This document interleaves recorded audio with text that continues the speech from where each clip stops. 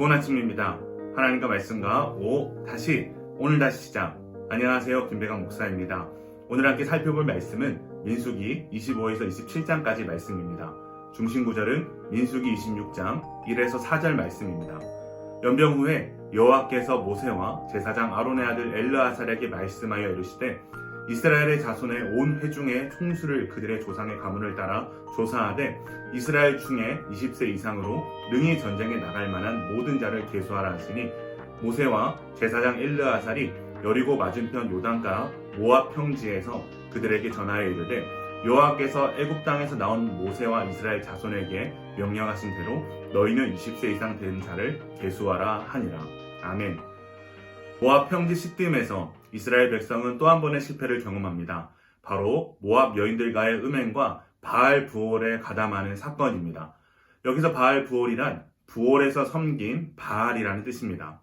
모압 여자들은 자기 신들에게 제사할 때 이스라엘 백성에게 청하여 먹고 그들의 신에게 절하도록 하였습니다. 이에 대한 하나님의 엄중한 심판으로 연병이 나고 많은 사람들이 죽습니다. 이 장면은 비록 이스라엘을 축복한 발람의 예언과 크게 어긋나지만 이 심판을 마지막으로 출애굽 세대에 대한 광야의 저주는 끝이 납니다. 이 출애굽한 이스라엘 1세대들은 하나님의 선택받은 백성으로서의 거룩한 삶, 가나안을 약속받고도 실패와 반역, 불순종과 배신으로 결국 광야에서 모두 죽음을 맞이하게 되었습니다. 25장을 마지막으로 모세, 여호수아, 갈렙을 제외한 출애굽 1세대 이야기는 끝이 나고 26장부터는 출애굽 2세대의 이야기가 시작됩니다. 하나님께서는 가나안을 목전을 둔 상태에서 두 번째 인구 조사를 명령하십니다. 1차 조사와 비교했을 때 순서는 에브라임과 므낫세가 바뀐 것 말고는 같습니다.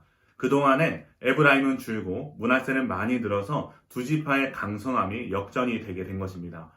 2차 인구조사의 특징 중 하나는 각 지파에서 종족 이름까지 언급되고 있다는 것입니다. 그 이유는 아마도 이 조사의 목적이 땅 분배인 만큼 보다 구체적인 분류가 필요했기 때문인 것으로 보입니다.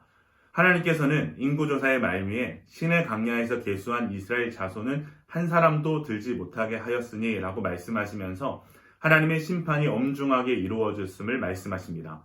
또한 완전한 세대교체가 이루어져 새로운 출발이 시작되었음을 공포하십니다.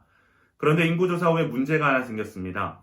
20세 이상으로 전쟁에 나갈 만한 남자들을 기준으로 인구조사를 했기 때문에 아버지나 아들이 없이 딸만 있는 집은 분배에서 빠지게 된다는 것입니다.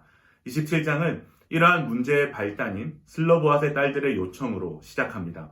하나님께서는 아들이 없으면 딸에게, 딸이 없으면 형제에게, 형제가 없으면 가장 가까운 친족에게 기업을 줄 수 있도록 규례를 세워주셨습니다. 인구조사가 끝나고 이제 신세대를 이끌어갈 지도자의 세대교체도 이루어집니다.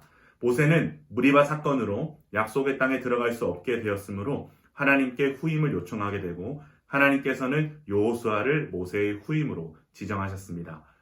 오늘 말씀은 언약과 축복을 지키시는 하나님을 소개합니다. 하나님께서는 이스라엘 백성들의 인구조사를 하게 하시고 각 지파별 인구 숫자에 따라 가나안 땅을 분배하게 하셨습니다. 그동안 언약을 통해 축복의 땅을 소망해 왔던 이스라엘 백성들에게 그 땅의 소유는 이제 곧 현실로 다가온 것입니다.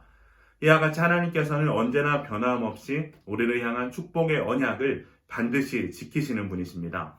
이러한 하나님의 성품은 천국의 상급을 바라보며 이 땅에서 믿음으로 인해 겪는 시련들을 이겨나가는 성도들에게 얼마나 큰 힘과 용기를 주는지 모르겠습니다. 끝나지 않을 것만 같았던 이 광야의 시간들이 지나고 드디어 이스라엘 백성들은 가나안 땅 앞에 섰습니다. 그리고 하나님께서는 마치 그 땅이 이미 주어진 것처럼 이들을 계수하시며 땅의 분배를 계획하고 계십니다. 사랑하는 기쁨 가족 여러분, 광야 같은 우리의 삶의 끝에 반드시 주께서 약속하신 그날이 올 것임을 확신할 수 있기를 바랍니다. 하나님께서는 언약과 축복을 지키시는 신실하신 분이시며 그 모든 것을 성취하실 수 있는 전능하신 분이시기에 우리는 그 하나님을 믿음으로 세상과의 싸움을 포기하지 말고 담대하게 이겨나가야 할 것입니다.